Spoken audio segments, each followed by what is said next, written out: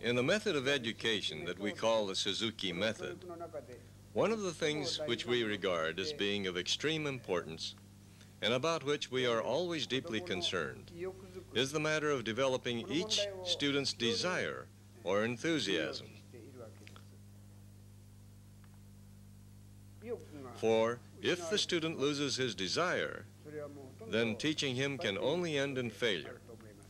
Thus, we must consider this problem of how to develop each student's desire as a very important one deserving our utmost attention. Furthermore, one of the greatest influences here is the home. In other words, the matter of developing the student's desire at home. And this, of course, is something each mother must attend to. Thus, our first assignment, shall I say, is to explain this clearly to the mothers. For example, in encouraging the student's desire, she should not get angry or shout, but should create a home environment in which the student will enjoy practicing. So our first big task is to help the mothers learn how to create this good environment. After all, the student's lesson is only once a week. Thus, the results we get in developing the student's ability are greatly dependent on those other 6 days of practice at home, on how they are conducted and how they contribute to this development of ability. These 6 days a week of practice at home are thus of utmost importance. I think we can even say the home environment is a 7-day-a-week concern. In this regard, after much thought, we struck upon the following idea and have been employing it very effectively in our teaching. That is, most families these days already have audio cassette tape recorders. Anyway, we have the mother bring the tape recorder and record each lesson. Listening to it at home is a great help to the pupil, for that way he can hear right at home, again and again, every day of the week, what his teacher has told him. Moreover, using this same medium of the tape recorder, it's possible for me, in effect, to give lessons to students right in their own home. You see, we've made a series of tapes with this in mind. That is, I've taken each piece in our collection of practice pieces, and I myself have recorded explanations and guidance to students on how each section of the piece should be practiced and about the things they should be concentrating on at each stage. It's fun then for the student to practice along with teacher. Now let's work on this. Ready? Okay, let's play it together. In this way, again and again, I go over with the pupil the main points to be worked on in each piece. Now, if the student has trouble with a certain section, we have his mother press the stop button, stop the recorder, and have the pupil practice that part.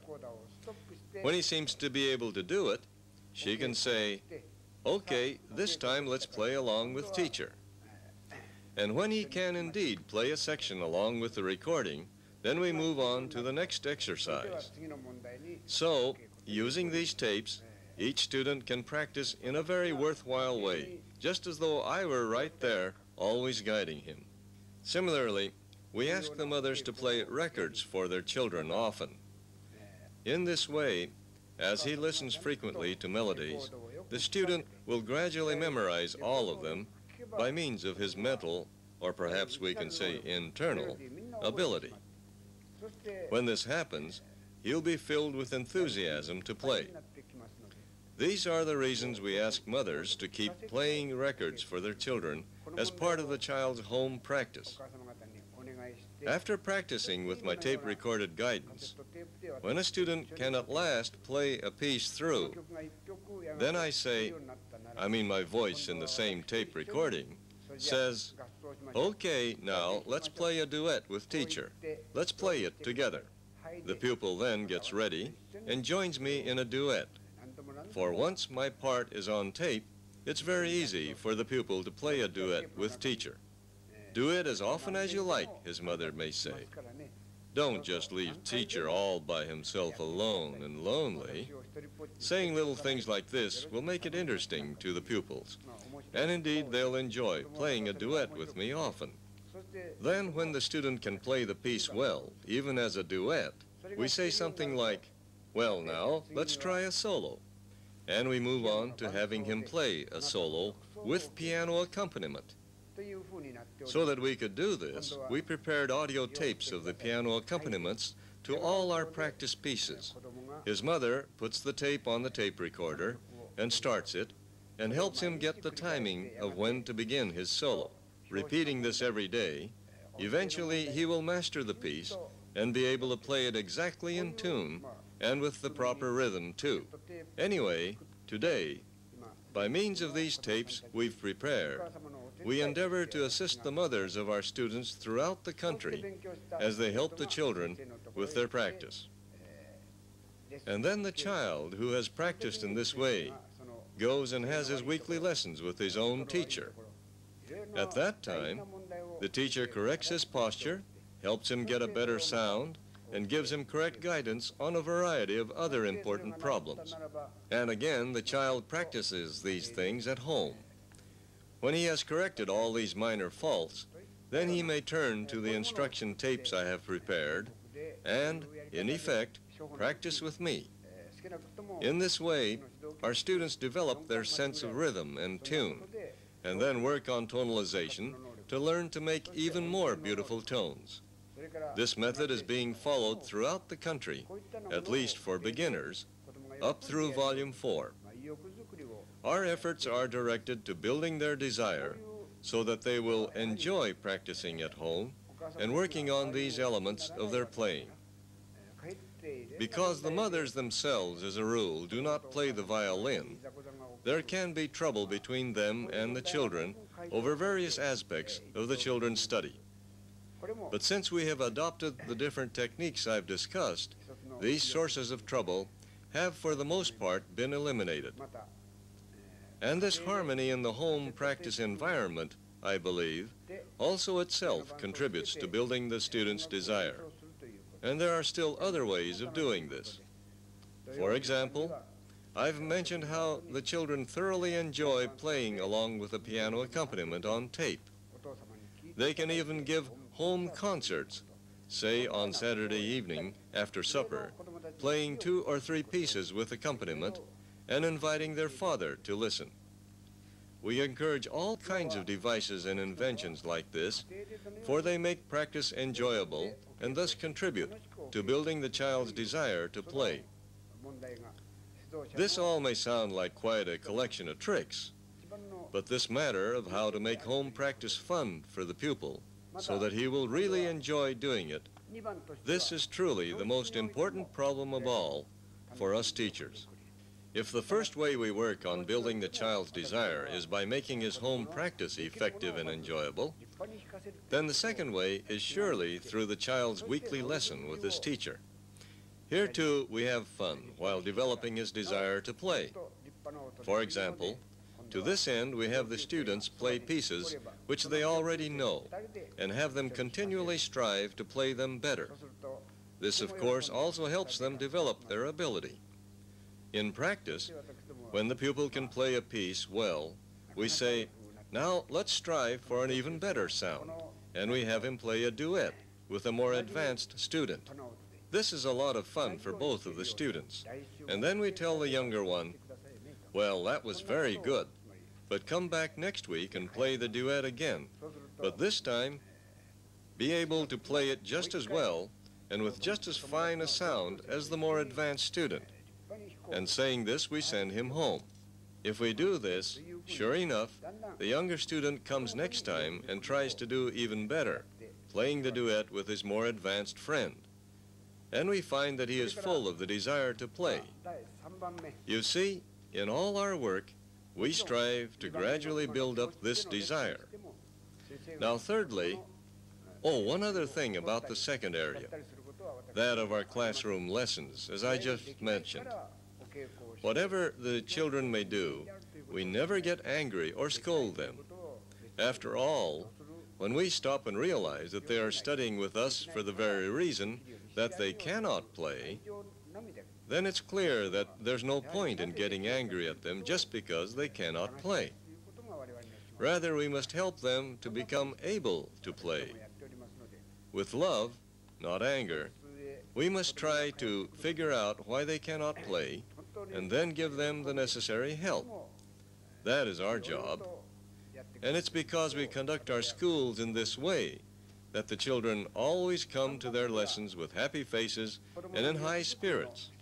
We feel this keenly, and it is a great joy to us. Now, thirdly, another practice we employ. Of course, it's one way of building the pupils' desire, and they really enjoy it very much. And that is the group lesson. We have these twice a month, and since they can be part of the children's Sunday playtime, we hold them on Sundays for about an hour or an hour and a half. All the students gather and have a good time playing in unison, each joining in according to his ability, that is, playing the pieces he has learned. Naturally, in the case of the more difficult pieces, only a small number of children have progressed far enough to be able to play them. So we cover for this, in some cases by using audio cassette tapes of the piano accompaniment. We have such recordings of all the accompaniments. Students really enjoy this chance to play along with their friends the pieces they've learned, especially when there is piano accompaniment, just like a real orchestra. And for this reason, I consider these group lessons a very essential part of our program for building desire. Now, a fourth aspect of this is an idea that has worked out very well for us. Once every 2 months, each certain day's pupils, I mean, if 10 students have lessons on Monday, for example, then the last Monday every other month, all 10 will gather at one time, instead of each one having his own individual lesson.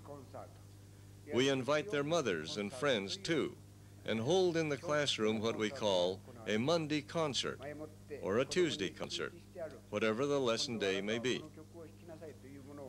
Of course, we announce to each child ahead of time, now for the concert you'll play such and such a piece. So aiming for that day, he practices with enthusiasm and joy. On occasion, we may even assign a child 2 or even 3 pieces to play. But looking forward to the concert, he practices them all with real delight.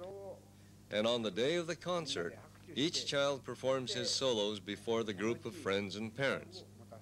The audience naturally applauds, which is a big thrill for the children, and we all have an enjoyable day of it.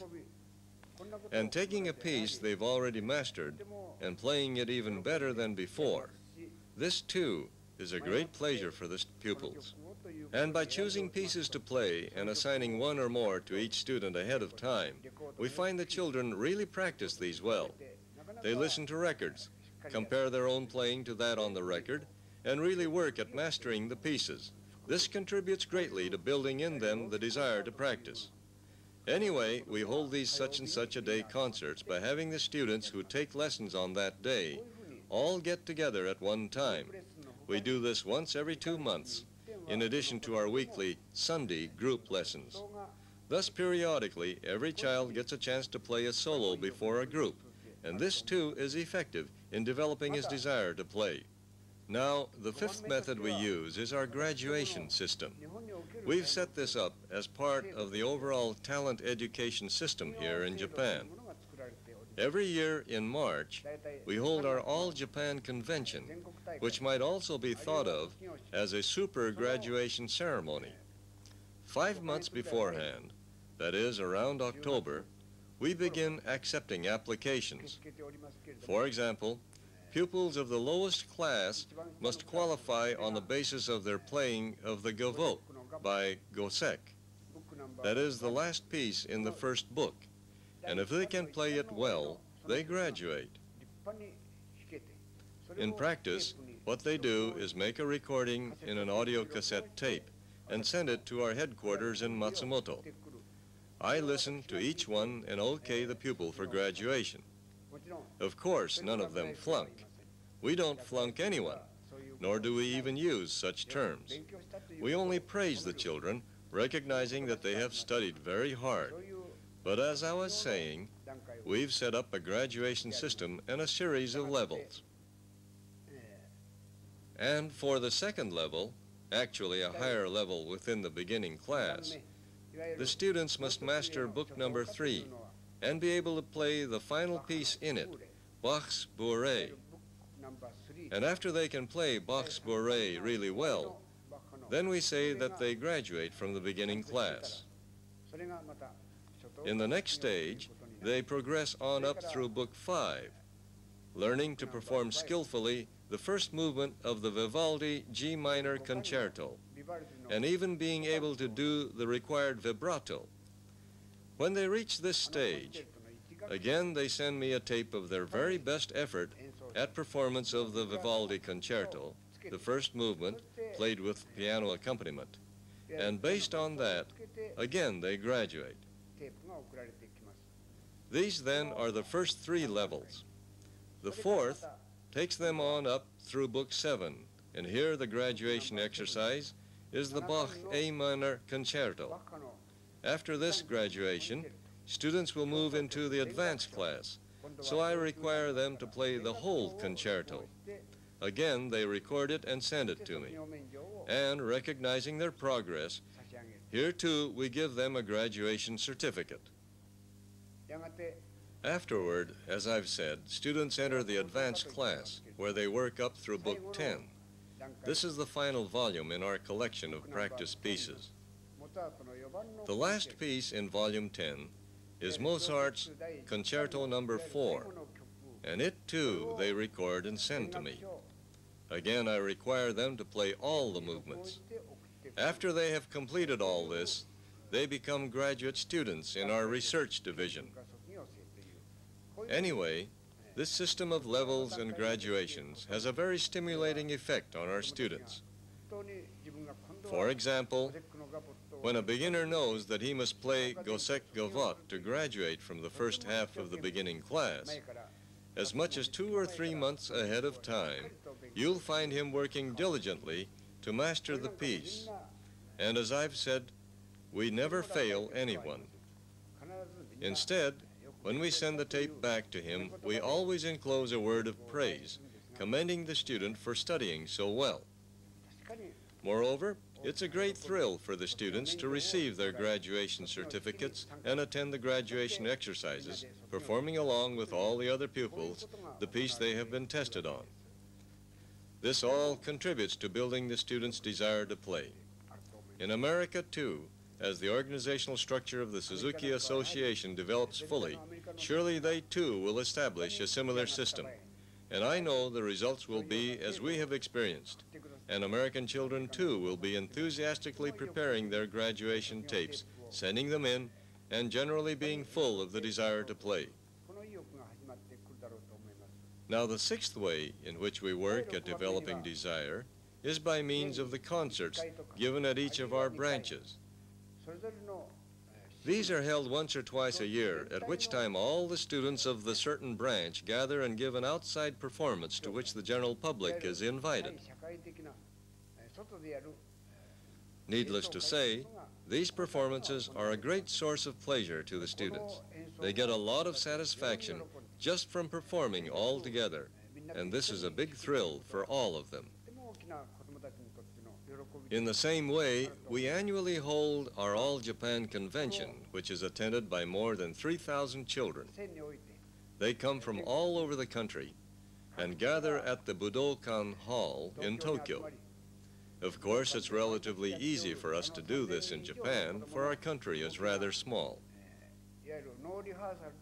But at any rate, the convention includes a day of no rehearsal performances which all of the children join in.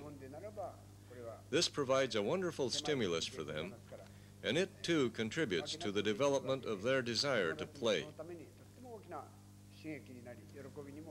Well, if the concerts at our branches and our All-Japan Convention make up our 6th method of building enthusiasm, then we can perhaps say the 7th is the technique we use of forming a little orchestra of our youngest beginners.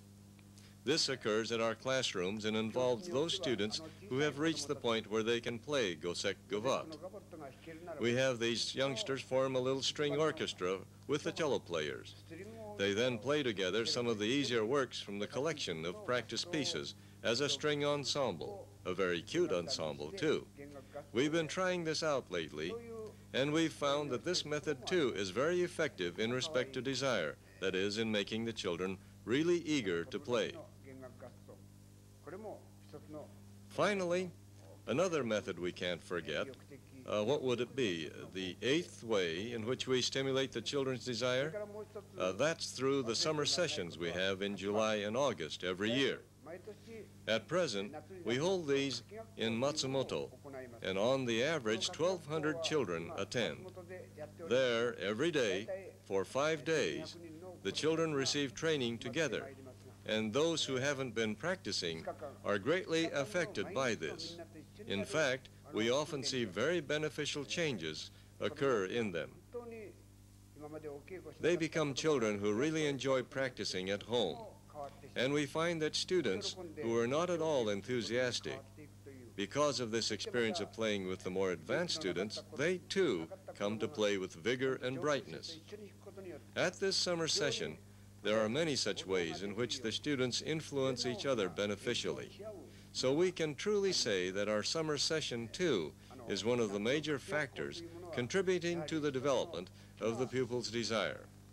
For us teachers, likewise, the summer session provides a chance to study and review our own methods. In this way, then, we can count 8 methods we've found which all contribute to building the children's enthusiasm. These are methods we discovered over the years as we taught, all because we constantly considered this problem of how to stimulate desire. In the future, perhaps other effective methods will be discovered, but to speak of just the method we are actually using at this time, I think I've covered them in the 8 areas I've explained.